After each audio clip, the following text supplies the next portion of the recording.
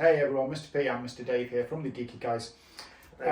Now, yesterday, what day on Saturday, Friday? Yes, yesterday we went to watch Blue Beetle. We did, as a new offering from DC, Detective Comics. Yep. So this is just a quick look. Well, not a quick look, but a quick chat about what we thought about it. Yeah, pretty much. So I said before it started, we were sat in the cinema, and I said to you, I think this is going to be one of those kind of mid-range DC films that goes in, that's all right, does what you think. He's going to find some scarab, it's going to give him a load of powers, and he's going to have to defeat some villain at the end. That's the basic offering. We came out at the end, and pretty much that was what it was. We were quite happy that was what it was. It was a nice, easy to watch, mid-range DC film. It was enjoyable. Yeah, it was enjoyable. That's it. That's review over then, Dave. No, I think we have to dive a little deeper into what made it like that, I suppose. Writing, I thought, was quite good. Yeah. They don't really explain much about where the beetle comes from exactly. No, I mean, obviously the material is taken from Mystery Comics #1 from 1939. That apparently is where the Blue Beetle first appeared in comic form. Quite an old Yeah, so it's actually quite surprised that it's not been used in animated or live action before, actually. But it's quite an old character, like you say. But apparently it is one that James Gunn quite liked. Well, we should just, if we're going to talk about James Gunn, we should say that this film was already completed before James Gunn was brought on to revamp the DCU. Yeah. And he said that although it is disconnected from the other stuff, he is going to use this character going forward. He quite likes it, and he is going to map that in going forward. And the thing with this as well, it's got a bit of a backstory to it as well, that they touch on a little bit in the film. And so obviously you've got Jaime Reyes, who is the Blue Beetle that we've got now, but it also mentions that there was a Ted Cord who was to do with Blue Beetle, who fought crime and used some of the technology from his research, and there was a Dan Garrett before then that somehow was able to be Blue Beetle as well. And they kind of mention the Justice Society of America and being part of that. So there's some quite nice sort of solid backstory substance in there. We should point out though that Ted Cord, he never really got the Scarab Beetle to actually choose him, meld with him properly, like it chooses Jaime or Jamie Reyes in this one. So he had to make the tech himself, because they have the joke about it being a bit like the Batcave when they go in and call the tech and it's all old. Like the Bat Toys, but just not as good. Yeah, although some of them are not good, bad actually. they do the job, don't they? I mean, what's Batman really got? A grappling hook. Yeah. I mean, some of that tech Batwing, is better, actually, I think. But anyway. But good computer system. Yeah. That's about it. But yeah, there's a bit of substance behind it, and I suppose we ought to mention that during the film, although they're not alluded to massively, there is a mention of like Gotham, there is a mention of Superman, Metropolis, Batman, Gotham, which is quite nice that they kind of get that link in there to the other traditional heroes. Well, our protagonist in this actually has just come back from Gotham, where he gets his degree. Yeah, from Gotham Law. Yeah, which is really cool. And I think I said after watching the film, it kind of reminded me of kind of like a little bit of a mashup of Spider-Man and like Miss Marvel. There's kind of like elements of each in the film, I thought. Yeah, I think we said earlier when we were prepping for today's stuff that if he's brought into some of the other films, it'd be a bit like bringing Spider-Man into the Avengers, wouldn't it? Yeah. He's like, I think he's going to be that sort of light comic relief. Do you know what I mean? That kind of character. If James Gunn decides later on to do a Superman and Batman together, doing something with Wonder Woman, then he'd be the Spider-Man in the booth, you like. Yeah, the character could certainly fit in. I think that's probably some of like the highest plaudits and credit that you could give it. That you could actually see them using that character again in the future. I like the fact that this is alien tech. Yeah. And normally I'm a bit when it comes to just bringing aliens in, but I like the fact you've got this alien tech. So because it's alien tech, you don't really have to explain anything about it away. It just is because what it is. It is alien tech, and it can just do that. Yeah. And it's a bit reminiscent of like the Iron Man type tech, I suppose, a little bit. Yeah.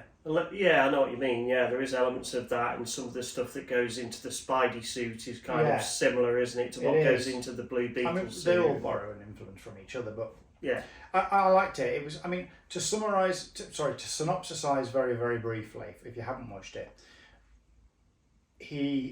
our protagonist comes into possession of this beetle. It chooses him, it bonds with him, and then he has this ability to create this suit and use all this tech. Yeah, it's basically a symbiote, isn't it? Yeah. That joins and links with him and synopsisizes with him, and they become like one, don't they? And then you've got Victoria Cord, played wonderfully by Susan Sarandon. Yeah. Who is in charge of a big company that wants the tech. They had it originally. And she wants it so she can create these soldier suits and try and sort of, I won't say take over the world, but super soldiers, basically, really, for power. Just to militarise it. And basically he's got it, so they're after him. And he kind of gets the hero of this piece kind of just gets dropped into the middle of it, doesn't he? And no training, no nothing. Right, you've got it, and now everyone's out to get you. Basically, they want the stuff for the suit. Sorry, the beetle for its tech, and his family's put at risk just to try and rescue them. And at the same time, you've then got another character, another Cord, in fact, whose name just escapes me, Jenny Cord. Jenny Cord, yeah. Who is one of the works for the company, but she wants to do the right thing with the company. Yeah. So she's on the good side, if you like.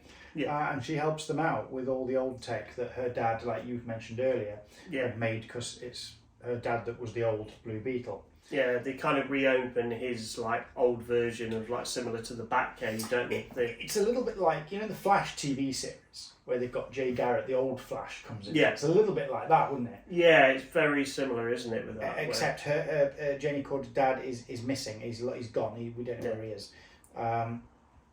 It's very comic booky as well, isn't it? It very much is a comic book aficionado movie. Definitely. I think that's why I sort of made the comparison with Spider-Man, because you do get those laugh out loud moments throughout the film that's really funny, and his family make it funny, I think, with the way they react to what's happening. Yeah, definitely. There's a lot of good performances there as well, isn't there? I think that's another thing, like with a lot of things when we talk about them and we say they're good, the writing and the casting is good in this, I think. Yeah, I think so. That certainly adds to it. Makes it an enjoyable comic book movie romp.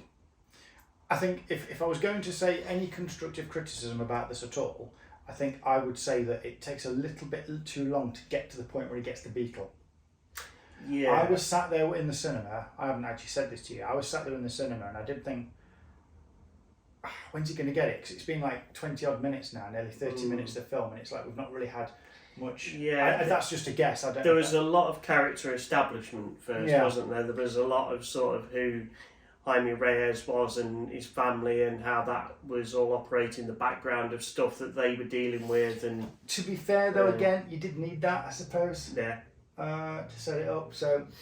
You know, there was some dark moments in there as well. They wasn't afraid to go there with some of the dark moments, which I think always, with the comic book stuff, if they can do that, that certainly gives it that edge. It makes it a little bit more real. Just a bit more real, a bit more genuine, so I think that was a really good aspect of it. And it was. I think it was just a very good. As I say, very close to the comics, and you can kind of see why James Gunn liked it and wanted to keep it in. So I think it's very much along a similar vein, I would guess, as to what he wants the future of DC to be. So it's going to be interesting to see the stuff that we've got coming up and whether Blue Beetle does link into it going forward, and if we do see this character. I mean, we've been a bit critical about DC in the past year, obviously, and I must just, on a slightly different tangent, I watched. We've not reviewed this really yet, but I watched Guardians of the Galaxy 3. Yes. Which of course is a James Gunn film. Yeah, I indeed watched really it, enjoyed it. Friday. Yeah, you watched it Friday. We're not going to talk about it now, but I really enjoyed it. Yeah. It kind of made me think, you know what? Let's give James Gunn a chance. You know. Yeah. And you know, we've learned recently. We think that he's keeping Gal Gadot as Wonder Woman. Yeah. Which is great, and her and Blue Beetle, and if we get some really good casting for new Superman and Batman, they really could have a good, bright future for DC, couldn't they? If they get it. I mean, let me make this absolutely clear. Yeah. Henry Cavill would have also been an awesome Superman in this. Yeah. But he's not going to be. So let's put that aside and let's just give him a chance. Yeah, we have to just kind of say Henry Cavill's had his time as Superman and Ben Affleck's had his time as Batman, and you know, we move forward now, and we just hope that it's still available to buy wherever you get your DVDs and Blu-rays. Yes, or streamers. But yeah, it's. I think that is what it is. I think it looks like it's going to be an interesting future. And the other thing I read that was quite interesting as well that I didn't realise is that Blue Beetle at some point during the comic book run joins the Teen Titans. And obviously we've had the DC Titans seasons on in the last few years that have been really good. They've been one of the DC TV series that have done really well and have been faithful to the comics, to the original work, and it's a shame that Blue Beetle never really got a mention in there, and obviously with that series finished now, it's not likely to happen, unfortunately. The thing is, you can't put everything in everything. No. There's got to be some kind of... Well, we've seen the pitfalls of that as well, haven't we, when they try and put too much into one thing, and it detracts a little bit, doesn't it, from the main character. Absolutely. However, this film then, to summarise, it's a nice easy watch. Yeah. I don't think you have to really think too hard about it, and I think that's a positive, not a negative.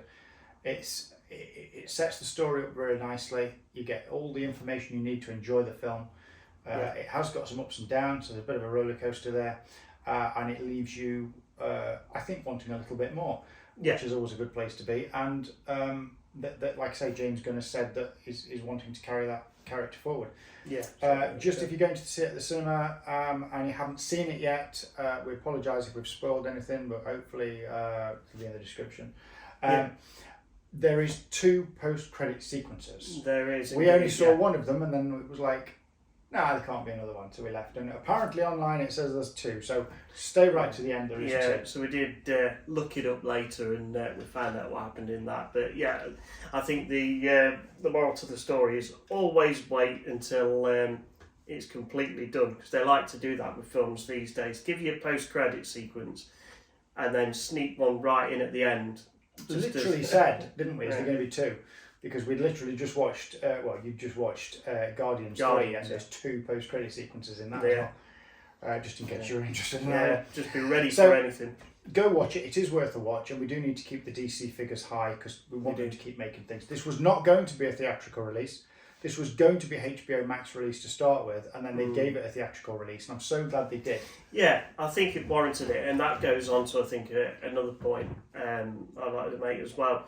And that's, I don't think there was any point where we thought, oh, I wish we'd waited for it to come on streaming and watch it on telly. I think we was quite happy to have seen it at the cinema. Yeah, absolutely. I think it did work as a big screen feature, I think. Yeah. So yeah, go watch it. Any comments, thoughts, put them down below. Don't forget to like and subscribe to our stuff if you want us to get updated of when we're talking about other stuff. That kind of just didn't really make any sense, but you know what I'm talking about. You know what we're saying. You know what we're saying. Thanks for watching, and we'll see you in the next one.